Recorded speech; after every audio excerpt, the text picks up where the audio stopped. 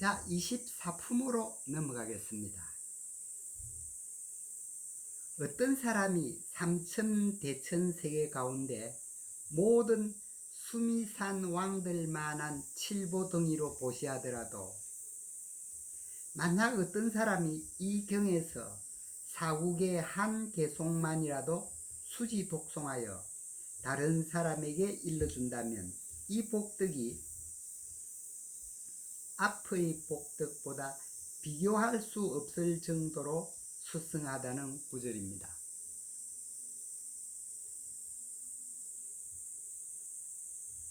여기서 삼천대천세계는 다음과 같습니다.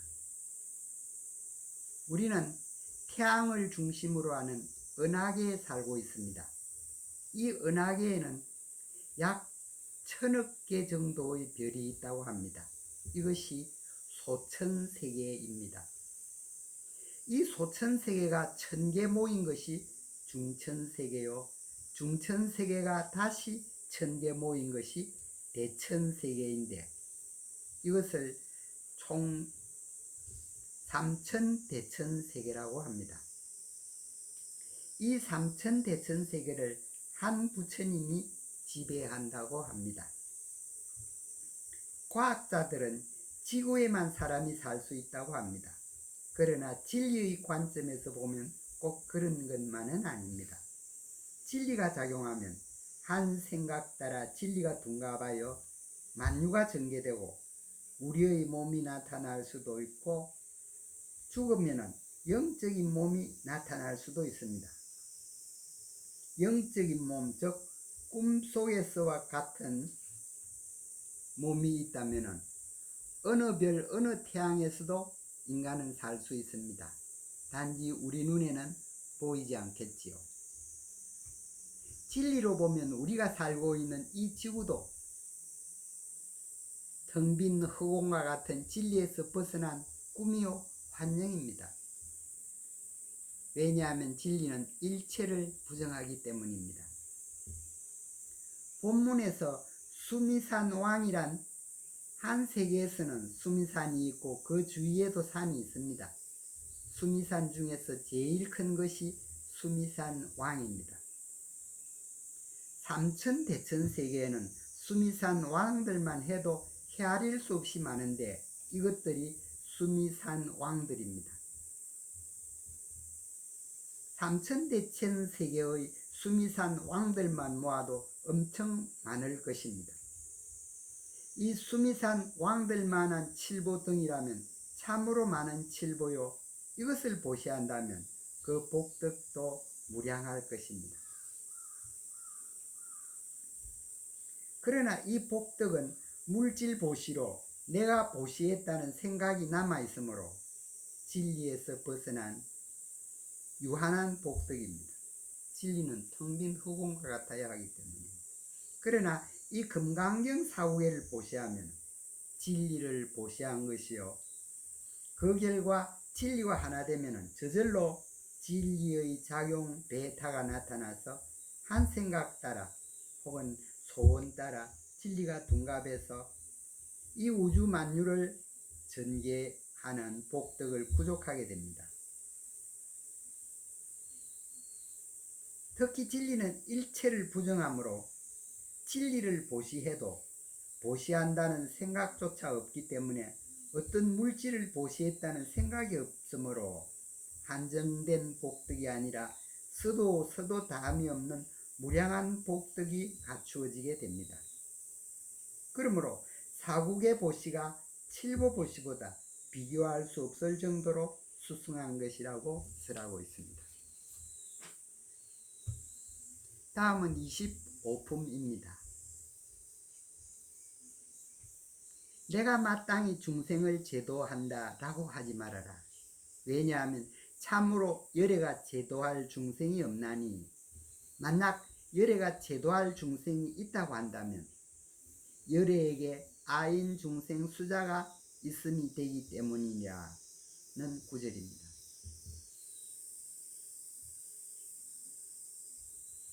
여기서 열애란 진리와 다르지 않습니다. 더욱이 진리는 일체를 부정하므로 중생도 제도한다는 것도 붙을 수 없습니다. 그러므로 열애가 제도할 중생이 아예 없는 것입니다. 왜냐하면 열애인 진리는 텅 빈 허공과 같기 때문입니다. 만약 열애가 있고 제도할 중생이 있다고 한다면 열애에게 아인 중생 수자상이 있는 것이 되므로 일체를 부정하는 진리에서 벗어나게 되며 그 결과 열애라고 할 수 없게 된다고 설하고 있는 것입니다. 그러나 49년간 열애는 중생을 제도하였습니다. 왜냐하면 중생 자신이 진리요 열애임을 모르기 때문입니다. 그러나 열애는 중생이 본디 진리요 열애임을 잘 알고 있습니다. 그러므로 중생을 제도하되 제도했다는 생각이 없이 무의로 제도하는 것입니다. 무의로 제도하면 제도한 흔적조차 사라집니다.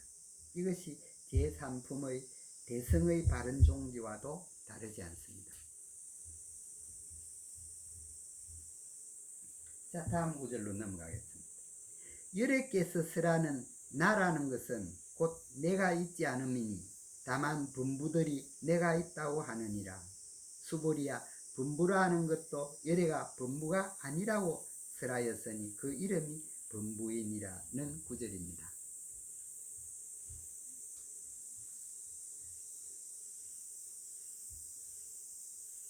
여기서 열애는 진리와 하나 된 사람이며 진리는 일체를 부정합니다.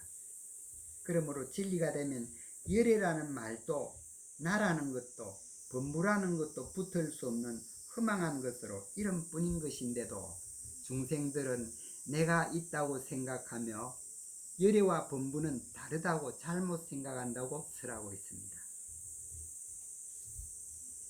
다음은 제26품으로 넘어가겠습니다. 만일 형상으로 부처를 보거나 음성으로 부처를 찾는다면 이 사람은 삿된 도를 행함이니 능히 열애를 볼 수 없으리 라는 구절입니다.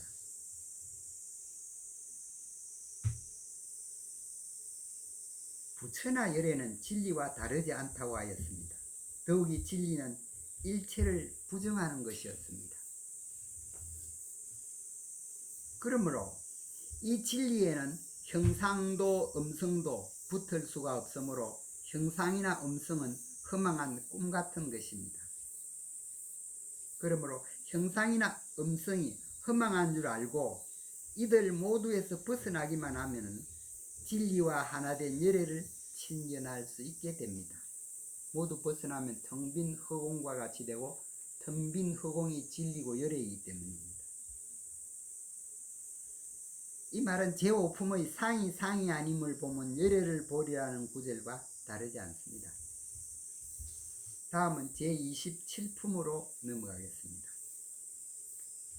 수보리야, 가장 높고 바른 깨달음의 마음을 낸 자는 모든 법의 단멸을 주장한다고 생각한다면 이런 생각을 하지 마라. 왜냐하면 가장 높고 바른 깨달음의 마음을 낸 자는 법에 대하여 단멸상을 말하지 않기 때문이다는 구절입니다.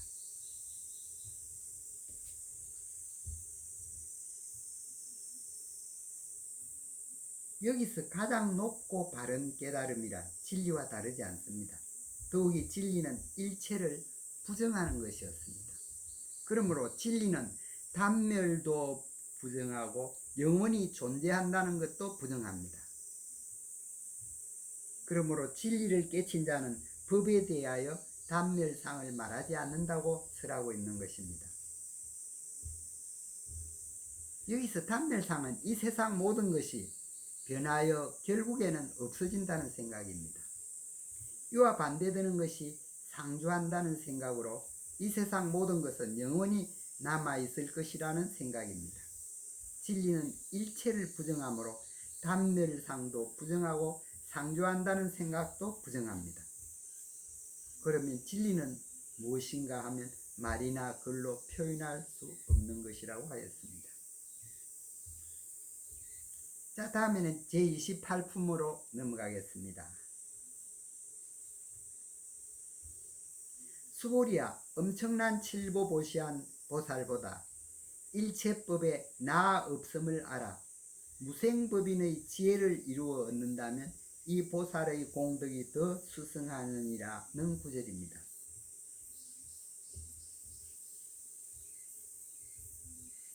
여기서 진리가 둔갑해 나타나는 것이 일체법이기 때문에 일체법이 진리와 다르지 않습니다. 더욱이 진리는 일체를 부정하는 것이었습니다. 그러므로 진리에는 나라는 관념이 붙을 수 없으므로 진리 자체가 나 없음, 즉 무아임을 알 수 있습니다. 그리고 진리가 일체를 부정하기 때문에 만법이 생겨나는 것도 부정하고 생겨나지 않음도 부정하므로 진리는 생사에 조연하다는 지혜를 얻게 되는데 이것이 무생법인의 지혜입니다. 다시 말하면 무아 혹은 무생법인의 지혜를 얻는다는 것은 진리와 하나 되었음을 뜻합니다. 더욱이 진리와 하나 되면 저절로 진리의 작용 베타가 나타나서 한 생각 따라 혹은 내 소원대로 진리가 둔갑하여 이 세상 모든 것이 되는 무량한 복덕을 갖추게 됩니다. 그러므로 칠보보시하여 얻은 유한한 복덕을 얻는 보살보다는 진리를 깨친 보살의 무량한 공덕이 더 수승하다고 설하고 있는 것입니다. 다음 구절로 넘어가겠습니다. 보살은 지은 바 복덕에 마땅히 탐착하지 않느니라. 그러므로 복덕을 받지 않는다고 하느니라는 구절입니다. 진리는 일체를 부정하기 때문에 만약 지은 바 공덕에 탐착하면 곧 텅 빈 허공과 같은 진리에서 벗어나게 됩니다. 진리에서 벗어나면 진리의 작용 베타도 사라지고 무량한 공덕 또한 사라지므로 보살은